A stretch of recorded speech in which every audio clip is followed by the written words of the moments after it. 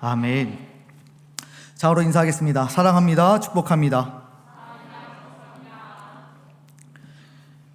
이제 저녁을 얼마 남기지 않고 또 교회에 찾아온 형제도 보여서 너무 반갑고, 또 열심히 공부하다가 이제 재수하고 있는데, 그래도 열심히 공부하다가 또 시간을 내서 함께 예배하러 온 우리 또 아이들을 보면서, 청년들을 보면서 하나님 앞에 참 감사하며 이 예배 가운데 하나님께서 임재해 주셔서 좋은 것들로 또 채워주시기라 믿고 감사드립니다. 우리가 저번 주에 뭘 배웠죠? 신정론에 대해서 잠깐 살펴보았습니다. 신, 하나님, 정의할 때 발을 정자예요. 신정론, 하나님이 정의로우신 분이신데 왜 이 세상에는 악이 관연하는가?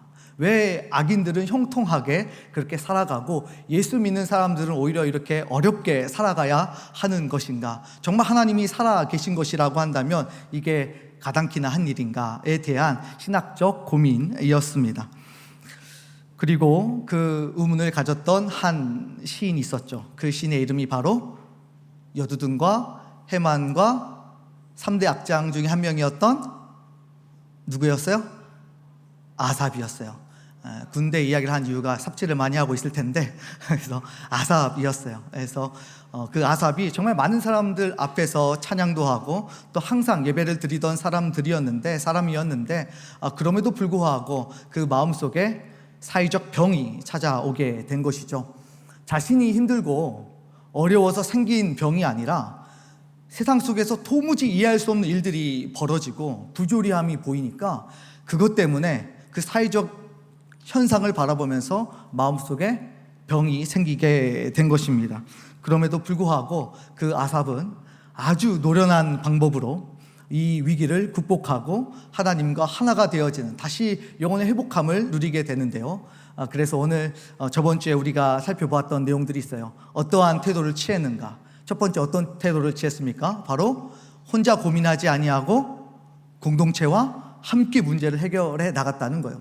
혼자 끙끙 앓으면서 답도 찾지도 못하면서 허우적거렸던 것이 아니라 하나님께서 주신 예배 공동체를 통하여서 그 자리에서 답을 찾아갔습니다. 그리고 그 답을 찾은 이후에는 오늘 말씀처럼 완전히 회복돼서 하나님을 영화롭게 찬양하는 모습으로 돌아오게 되었던 것이죠. 하나님께서 여러분들에게 라몬 공동체를 주셨습니다. 여러분 놓치지 마세요. 이게 하나님께서 여러분에게 주시는 엄청난 큰 복 중에 바로 하나입니다. 우리의 연약함을 다하시고 우리가 무너질 것도 다 아시면서 하나님께서 공동체를 통하여서 답을 찾으시고 이겨나가시기를 간절히 바라고 계신다. 그래서 우리에게 선물처럼 주어진 공동체였습니다. 두 번째로 이 아삽은 굉장히 심적인 고통이 있었을 텐데도 불구하고 이 신학적 고민을 멈추었습니까? 멈추지 않았습니까? 멈추지 않았어요. 심적 고통이 가득했다라고 표현하고 있습니다. 그럼에도 불구하고 마음 중심에 이 신학적 고민을 가지고 왜 악인들이 형통해야만 하는가에 대해서 끝까지 포기하지 않고 내려놓지 않고 주변으로 밀어버리지 않고 그 핵심적인 본질적 질문을 가지고 끝까지 고민했다라고 하는 것입니다. 우리가 세상을 살아가면서 여러 가지 다양한 문제들이 참 많이 있고 또 마주하게 됩니다. 그러다 보니까 자신도 모르게 이 본질적인 고민을 놓치고 살아갈 때가 많이 있어요. 이건 좀 잠시 나중에 이것 좀 해결했으면 좋겠다 하고 다 미뤄둔 다음에 내가 정말 필요한 것들, 내가 지금 굉장히 갈급한 것들에 대해서만 집중하고 시간을 보내다 보면 언젠가 이런 신학적 고민들은 점점 사라져가고 나는 하나님과 그렇게 큰 추억이 없는, 하나님과 치열하게 살았던 흔적이 없는 삶을 살아가게 된다라고 하는 것입니다. 그래서 결코 이 본질적 질문에 대해서 회피하지 말고 끝까지 이 복음을 부여잡고 답을 찾아라 라고 말씀을 드렸습니다. 아삽이 이렇게 행동을 했고요. 결국 오늘 답을 찾아가는데 오늘 이 본문의 말씀을 통하여서 어떻게 또 답을 찾고 자신의 삶을 아름답게 만들어가는지를 함께 살펴보려고 합니다. 드디어 이런 태도로 일관하던 아삽에게 하나님께서 개입하여 주시고 찾아와 주셨습니다. 하나님께서 원래는 방치하시고요, 무시하시고 아삽이 고민하든 심적으로 어려워하든 그냥 내버려 두셔도 될 것입니다. 그런데도 불구하고 하나님께서는 찾아오셔서 그 문제를 말끔하게 해결해 주셨습니다. 팀 켈러 목사님의 말처럼 정말 믿음의 항체가 생기도록 하나님께서 도와주셨습니다. 우리가 신앙생활 하면서 이런 신학적 고민들을 할 때 착각하는 게 하나 있어요. 무엇이냐면 바로 자신의 위치를 망각하고 착각하게 됩니다. 우리가 의심을 품으면 하나님은 마땅히 나에게 찾아오셔서 그 의심을 풀어주어야만 하는 존재라고 여기고 살아갑니다. 그러나 하나님께서 그럴 의무가 있으십니까? 우리에게 반드시 해명을 하셔야 되고 진실을 밝히셔야만 그분이 진실이 되는 분이신가요? 만약 그분이 우리의 하찮은 이성을 이해시키지 못하고 거기서 멈춰 선다면 그분은 하나님이 더 이상 아닌 것입니까? 도대체 인간이 무엇이길래 이 세상을 창조하시고 섭리하시고 다스리시고 마지막에는 우리를 심판하실 그 절대적인 주권자 앞에 우리가 어떻게 해명을 요구할 수 있겠습니까? 사실 우리가 인정하거나 말거나 하나님은 별로 큰 타격이 없으신 그런 분입니다. 우리가 받아들이지 못한다라고 해서 하나님이 거짓이 되는 건 아니시기 때문, 내가 이해를 하지 못한다 그래서 하나님이 참이라는 명제가 사라지는 것은 아닌 것이죠. 마치 나의 이 복잡한 삶을 지나가는 한 개미가 이해할 수 없는 것처럼, 그리고 내가 그 개미에게 찾아가서 내 삶이 이래 라고 이야기하지 않아도 내 삶은 이미 의미가 있고 또 내 삶의 행적은 하나님 앞에서 평가받는 아름다운 삶이기 때문에 굳이 이 개미가 이해하든 이해하지 않든 사실 상관이 없는 것입니다. 그럼에도 불구하고 잘 생각해 보세요. 하나님께서는 한 사람도 놓치지 않고 찾아오셔서 끈질기게 해명하시고 설득하시고 이해시키시고 우리의 신앙의 회의를 넘어설 수 있도록 도우시는 그런 하나님이십니다. 그 행위 자체가 이미 사랑에 근거하고 있기 때문이에요. 우리에게 권리가 있고 우리에게 권한이 있어서 마치 국회의원이 공청회 불러가지고 당신 이거 잘못했죠, 이럴 거 맞습니까? 이게 진실을 밝혀내려고 애를 쓰는 것과는 차원이 다른, 사실 그럴 권리와 요구할 권한도 우리에게 없지만 하나님께서는 사랑에 기반하셔서 사랑하는 자녀들이 너무 괴로운 시간들을 보낸 걸 용납할 수가 없어서 그 사랑의 마음으로 우리에게 찾아오셔서 모든 신학적 고민들을 해결하여 주시고 우리의 신앙이 신학을 넘어설 수 있도록 도와주시는 그런 하나님이시다라는 것을 먼저 우리가 알아야 합니다. 그야말로 은혜라고 볼 수가 있죠. 그런데 우리의 이성과 논리로 이것이 이해되지 않는다는 이유로 하나님이 정의롭지 않고 공의롭지 않다라고 이야기하는 것은 어떻게 보면 우리의 위치를 망각해 버린 것이라고 할 수가 있습니다. 그래서 신학하는 모든 사람들에게 항상 이야기하고 권면하는 게 있어요. 신학자들도 마찬가지고 교수님들도 마찬가지고 모든 목회자들이 이야기할 때, 신학적 고민을 할 때는 가장 중요한 태도가 있다. 그것은 바로 하나님 앞에 철저하게 겸손한 마음으로 나아가야 한다. 하나님께서 나를 이해시키셔야만 내가 이해할 수 있다라고 하는 것을 인정하고 주님 앞에 나아가야 한다라고 가르쳐 주고 있습니다. 이성으로 이해하는 것은 한계가 있고, 왜냐하면 하나님은 너무 크시고 오묘하시고 우리가 담을 수 없는 그런 분이시기 때문에 우리의 이성으로 하나님을 이해한다라고 하는 것은 부족해요. 그래서 하나님께서는 방법을 바꾸셨죠. 이해해서 하나님을 믿게 되는 것이 아니라 믿음으로 이해할 수 있도록 만들어 주셨습니다. 선후 관계를 바꿔주셨어요. 믿음으로 인하여서 볼 때 비로소 하나님의 모든 섭리들이 보이도록 그렇게 만들어 주셨다는 말씀입니다.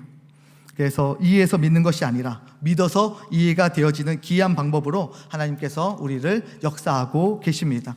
알셀름이라고 하는 학자가 있어요. 그 학자가 이제 바다에 가서, 어제도 바다에 가서 재밌게 놀고 오신 그런 우리 청년들이 있는 걸로 알고 있는데, 이 바다에 가서 바닷물을 한 컵 딱 떴습니다. 그리고 이 바다가 하나님이라고 한다면 지금 이 물컵 안에 있는 바닷물은 내가 하나님을 이해하는 지식의 정도입니다 라고 이야기를 하죠. 그러면 우리가 하나님을 어떻게 알 수 있습니까? 라고 사람들이 질문하자 안셀름이 이렇게 대답합니다. 이 컵 안에 있는 물도 바닷물입니다. 더 나아가서 우리가 지금 신종론을 다루고 있으니까 한 번만 더 근본적인 질문을 던져보도록 하겠습니다. 하나님이 정말 정의로우셔야만 합니까? 정의라고 하는 것은 물론 종교적인 영역도 있지만 인간의 사회적 합의와 도덕과 윤리에 따라서 정의가 만들어졌다라고 사람들이 이야기를 하는데, 그렇다면 하나님은 반드시 정의로우신 분이셔야만 하는 것입니까?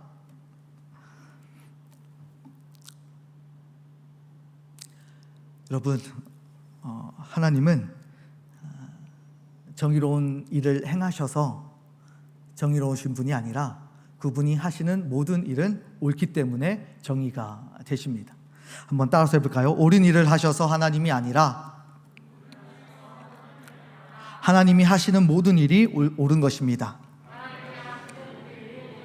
처음부터 끝까지 한번 읽어볼까요? 시작. 옳은 일을 하셔서. 아멘. 여러분, 이게 절대 주권이라고 하는 거예요.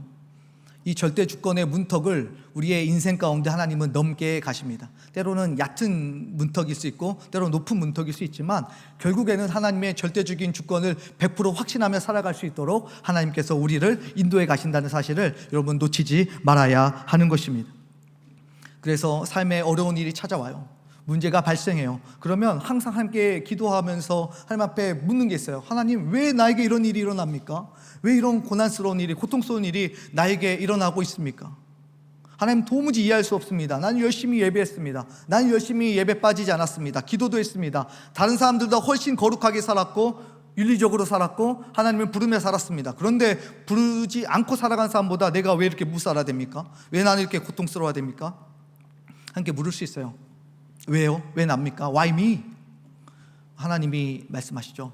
Why not? 왜 네가 아니어야 하는데?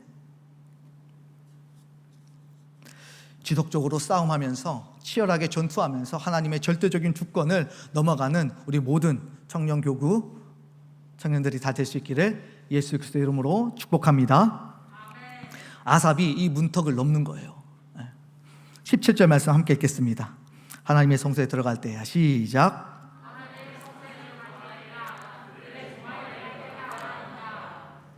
하나님의 성소에 들어갈 때야. 딱 이 말씀 듣는 순간, 목사님 결국 뻔한 소리를 하시려고 하시는 것 같습니다. 결국 하나님의 성소에 들어간다라고 하는 것은 하나님을 예배하는 것을 의미할 텐데 목사님은 또 열심히 예배하라고 이야기를 하시겠죠. 예, 맞습니다.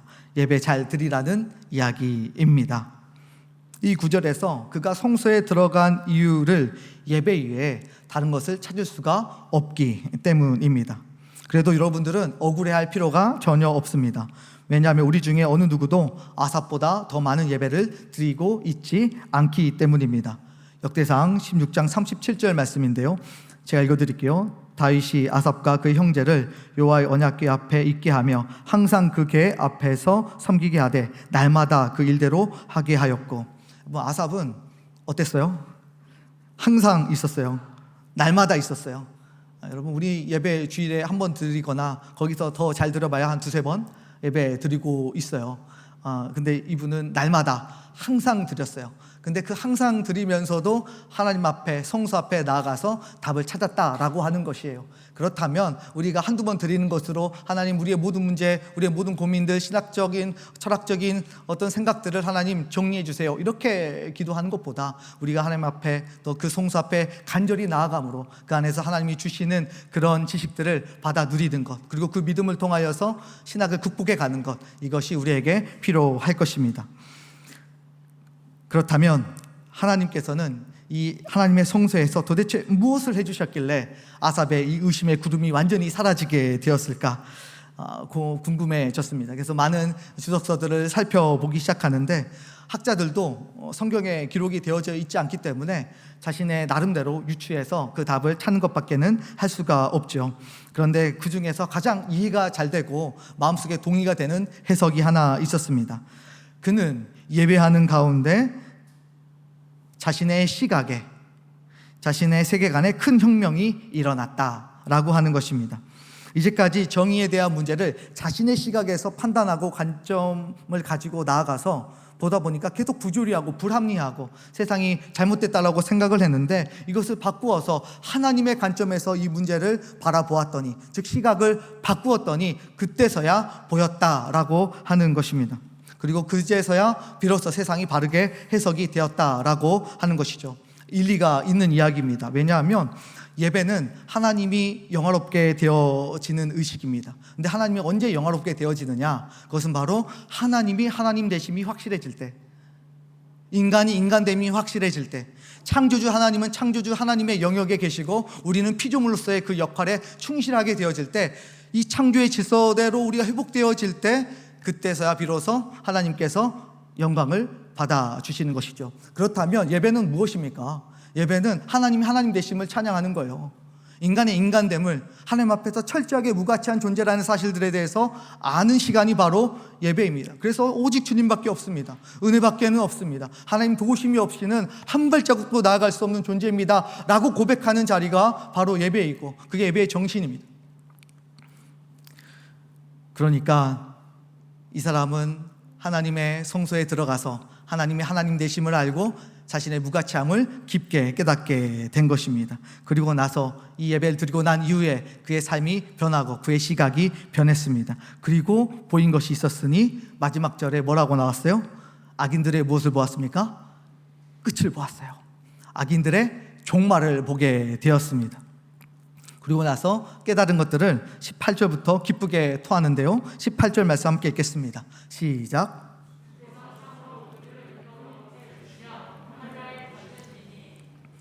즉 의인들과 악인들과의 운명이 있다라고 생각했는데 그 운명이 도치되는 것을 경험하게 됩니다. 2절에서 분명 자신이 믿음을 가지고 있었지만 결국 그 믿음에서 미끄러질 뻔했다라고 이야기합니다. 그런데 자신이 그 절벽 위에서 위태위태한 것은 자신이라고 생각했는데 오늘 이 눈이 활짝 열리고 나서 보니까 정말 벼랑 끝에 서 있고 정말 멸망당할, 곧 사라질 만한 사람들은 내가 아니라 바로 그 형통함을 잘하고 있는 악인들이었다라고 하는 것을 알게 되었습니다. 악인들이 서 있는 곳은 형통의 장소가 아니라 재산을 증식하는 부유한 그런 땅이 아니라 곧 파멸로 추락할 직전의 벼랑 끝이다라는 것을 이해하기 시작했습니다. 악인의 종말은 정말 신속하게 다가오면서 그 결과는 아주 비참할 것이라고 19절에서도 밝히고 있습니다. 시인은 더 이상 악인들이 누리고 있는 잠시의 형통에 대해서 더 이상 부러워하지 않게 되었습니다. 건불 10년이라고 하는 단어가 있죠. 건세는 10년을 가지 못한다는 의미예요. 그래서 아무리 높은 건세라도 오래 가지 않습니다. 막강한 로마도 약 500년, 그리고 조선도 약 400년, 신바벨론은 30년밖에 가지 않았습니다. 정말 형통이라는 것은 아주 잠시일 뿐이다 라고 하는 것이 이 시인의 해석이었던 것입니다. 그리고 이어서 20절 말씀입니다. 함께 읽어볼까요? 시작. 주여, 사람이 깬 후에는 꿈을 무시함같이 주께서 깨신 후에는 그들의 형상을 멸시하리이다. 아멘. 이제 시인의 눈에는 악인들의 형통이 어떻게 보여요? 가상현실이에요. 가상현실, 꿈입니다. 사막의 헛개비인 오아시스와 같습니다. 오만한 자들의 형통이 현실적으로 존재한다라고 느꼈는데 다시 하나님의 시각으로 바라보고 나니까 글쎄요, 그 악인들은 현실 속에서 살아가는 것이 아니라 가상 속에 그렇게 사라질, 아니 현실이 아닌, 존재하지 않는 그런 형통이었다는 것을 알게 된 것입니다. 하나님으로 보니 드디어 눈의 안개가 걷히고 본질이, 진실이 보이기 시작했습니다. 그들의 형통은 하루 낮잠에 잠시 꾼 꿈이고 하나님은 영원하시고 실체하는 나라라는 사실들에 대해서 도취가 된 것입니다. 정리하면 그들의 형통은 잠시다, 그들의 형통은 꿈이다, 가상이다, 이렇게 정리할 수가 있습니다. 사랑하는 남청 여러분, 파멸로 추락할 악인의 형통함에 눈이 뒤집히는 일이 없기를 예수 그리스도 이름으로 축원합니다. 아멘. 이제 저자는 진짜 현실을 알게 되었어요. 가상현실에서 드디어 깼습니다. 그리고 아삽에게는 현실 자각 타임이 찾아오게 되었습니다. 이제까지 자신이 가상에서 괴로워하며 살았던 시간들에 대해서 자신을 바라보면서 안타까워하면서 드디어 현실 자각 타임에 풀어내는 자신의 고백들을 한번 좀 살펴보려고 하는데, 첫 번째로 그는 하나님 앞에 회개하면서 나오게 됩니다. 21, 22절인데요 우리 함께 읽어볼까요? 시작. 내 마음이 산란하며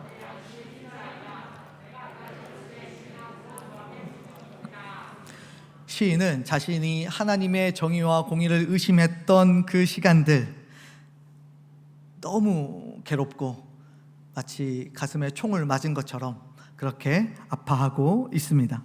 하나님을 향한 믿음이 흔들리고 하나님에 대해서 영적으로 그렇게 무지했던 자신을 돌이켜보고 반성하고 있습니다. 그래서 짐승처럼 우둔하였다라고 과거를 회상합니다. 스스로 이스라엘의 지혜자의 자리에 있었어요. 의인이라고 자부도 했습니다. 늘 예배에 참석했습니다. 많은 사람들에게 총명하다고 일컬음을 받기도 하였습니다. 그런데 잘 하나님 앞에서 자신을 보니까 말귀를 알아듣지 못하는 어리석은 짐승과 같은 존재였다라고 하는 것을 깨닫게 된 것입니다. 정리하면 그는 하나님 앞에서 통회하는 심령으로 주님 앞에 다시 나왔어요. 동시에 짐승 같은 무지함이 원흉이었다라고 하는 것을 솔직하게 고백했습니다. 우리도 이런 고백들을 참 많이 하지 않습니까? 의심의 구름이 다 거치고 난 후에 주의 찬란한 빛이 우리의 마음을 조명하고 나면 과거에 내가 하나님 앞에 저질렀던 모든 행동들이 그렇게 부끄러워지고 죄송스러워지고 내가 하나님을 왜 그렇게 의심하며 살았는지에 대해서 다시 한번 돌이켜보게 되어집니다. 참 별것도 아니었는데, 참 가벼운 것이었는데 정말 무거우신 우리 하나님에 대해서 원망하고 때로는 불평하며 살았던 모든 삶에 자괴감을 갖게 되는 것이죠.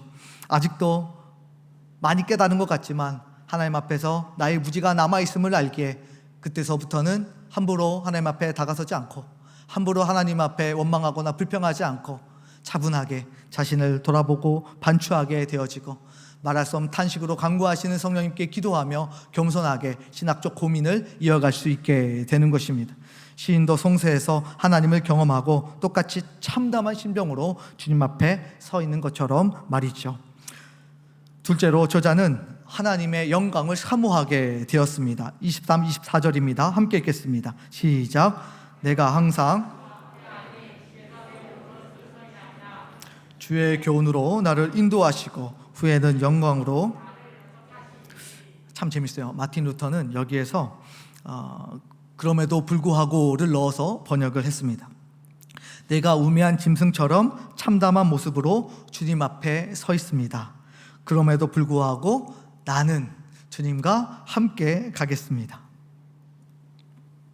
주님과 함께 하겠노라고 고백하는 시인의 모습 속에서 무엇을 느끼십니까? 와, 이 시인이 정말 하나님을 신뢰하고 있구나 라는 것을 깊게 느끼게 돼요. 자신의 부끄러운 과거에도 불구하고 이 자비하신 하나님은 반드시 자신을 붙들어 주실 것이다 라고 하는 확신이 그 안에 내포되어져 있습니다.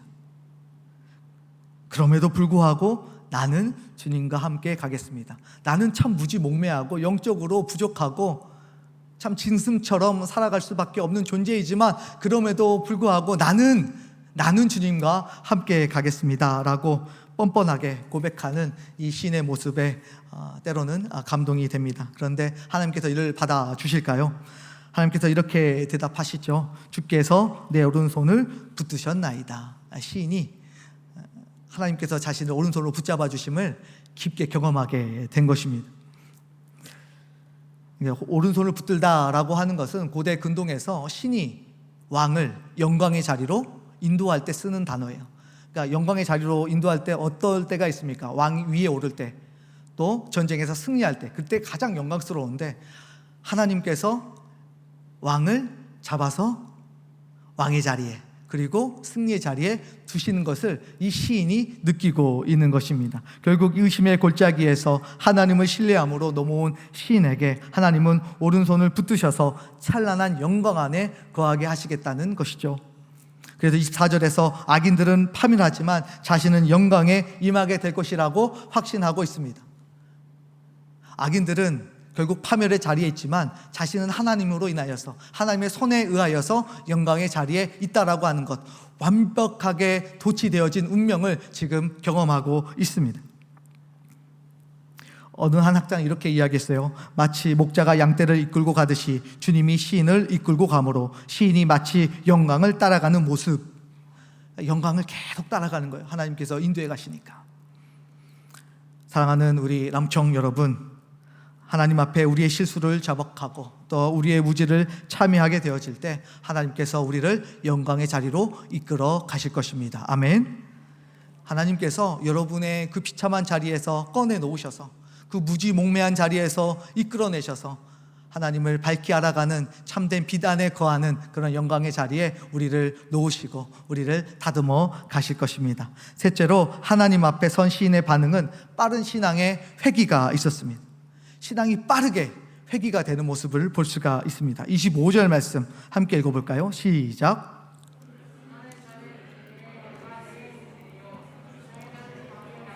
내가 사모하리가 없나이다. 아멘.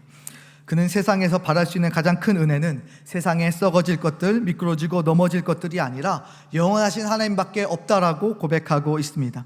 자신이 사랑할 분도, 평생 섬겨야 할 분도, 삶의 만족을 주시는 분도 오직 하나님뿐이시기 때문에 이제는 그 어떤 것도 바라보지 않겠다라고 고백하고 있습니다. 그리고 그렇게 각오하고 있죠.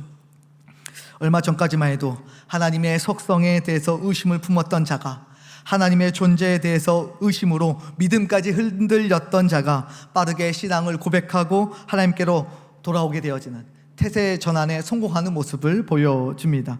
사실 이거 읽으면서 참 줏대가 없다라는 생각도 들지만, 우리는 믿음의 대가들의 모습을 통해서 빠르게 태세를 전환하게 되어지는 모습들을 발견하게 돼요. 예를 들어서 다윗이 그렇습니다. 다윗이 우리아 안에 밧세바와 함께 하게 되었죠. 이 일로 하나님은 나단 선지자를 통하여서 그를 혼내셨습니다. 그 벌 중에 하나는 그 나쁜 행실로 낳은 첫 아이의 생명이 끊어지게 되고 또 하나님이 취하여 가신다라고 하는 것이었습니다. 그런데 다윗은 포기하지 않고 기도해요. 금식합니다. 그리고 눈물로 침상을 적시웁니다. 그러나 하나님이 결국 그 영혼을 취해 가시자 그는 언제 우러나는 듯이 눈물을 닦고 새 옷을 입고 식탁에 앉아서 식사를 하게 되어지죠.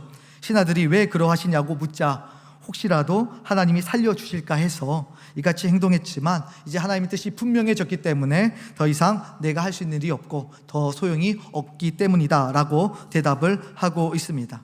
아주 영민하고 빠르게 태세를 전환하는 다윗의 모습입니다. 영적으로 이렇게 영민한 대가들은 하나님의 뜻이 확연하게 드러나게 되어질 때, 나에 대한 하나님의 비전이 분명하게 드러나게 되어질 때, 그때 빠르게 전환하고 하나님의 뜻에 자신을 맞추는 모습을 볼 수가 있습니다. 자신이 틀렸다는 것을 알았을 때 빠르게 신앙 안에 서는 모습을 발견할 수 있는 것이죠. 저는 여러분이 하나님의 뜻을 깨닫게 되는 순간에 빠르게 정상적인 신앙의 궤도로 돌아올 수 있기를 간절히 기도하고 또 바라고 있습니다. 이미 아니라는 것을 잘 알면서도, 하나님과 거리가 멀어지고 하나님의 뜻이 아니라는 것을 알면서도 고집부리면서 그 자리를 버티고 서 있지 않기를 그렇게 원합니다. 우리는 연약하기 때문에 누구나 넘어지고 다 실수할 수 있습니다. 우리 중에 누가 하나님 앞에 의인으로서 칭찬받을 만한 사람이 있겠습니까?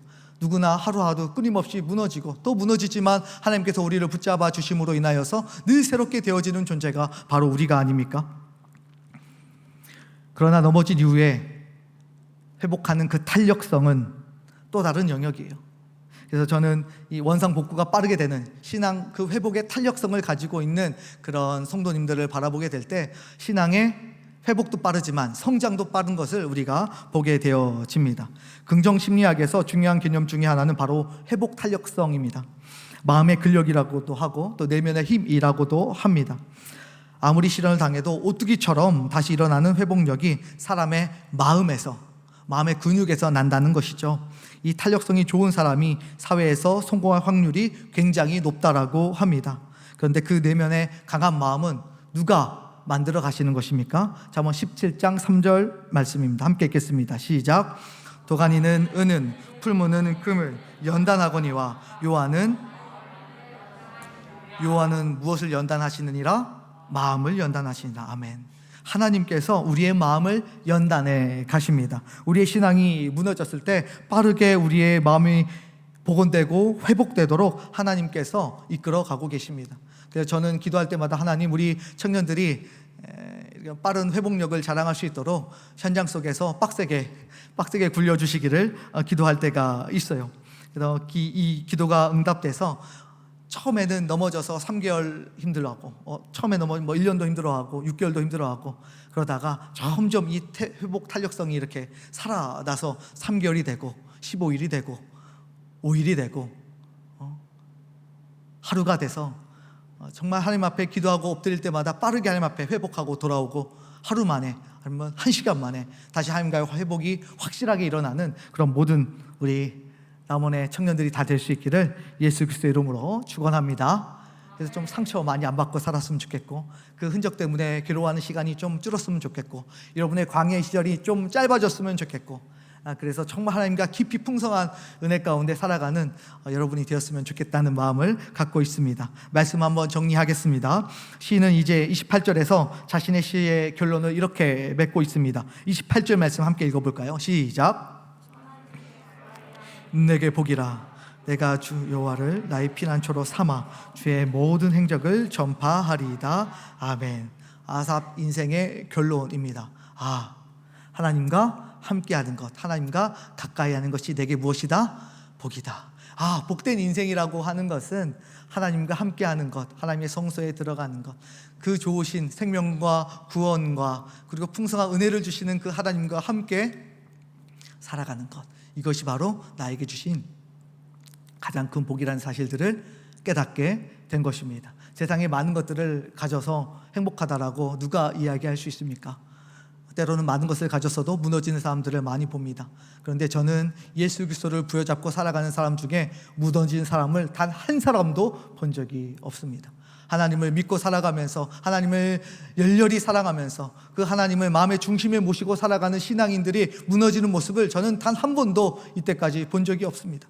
여러분, 무엇을 잡고 살아야 합니까? 무엇이 우리에게 큰 복입니까? 하나님이 주신 복은 무엇입니까? 여러분, 바로 하나님과 가까이 하는 것, 이것이 여러분들에게 하나님이 주신 최고의 복임을 믿고 살아가는 우리 모든 청년 될 수 있기를 예수 그리스도 이름으로 축복합니다. 이 시간 함께 찬양합시다. 원하고 바라고 기도합니다.